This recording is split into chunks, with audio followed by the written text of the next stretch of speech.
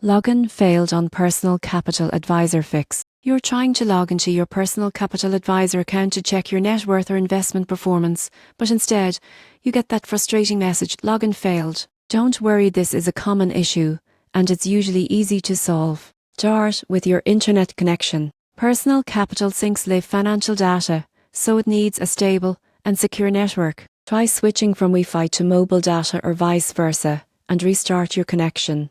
Next, ensure the app or browser you're using is up to date. Outdated versions can cause login conflicts, especially when new security updates roll out. Head to your App Store or Google Play and update Personal Capital to the latest version. Then, manually re-enter your login details. Avoid using autofill, it can sometimes store outdated credentials or add invisible spaces. If it still doesn't work, click Forgot Password and reset your credentials. If you had two-factor authentication enabled, make sure you're entering the latest verification code from your email or authenticator app.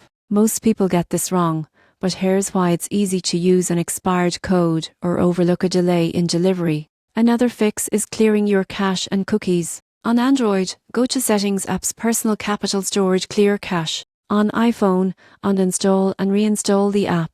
Also, disable any pings or firewalls temporarily. Personal Capital might block login attempts from unknown IP addresses as a safety measure. If the problem persists, it could be a temporary outage. Try logging in from a browser or wait a few minutes before trying again. So when your Personal Capital Advisor login fails, don't stress. Check your connection, update the app, re-enter your info, and clear your cache. In most cases, you'll be back managing your money and tracking your goals in just minutes.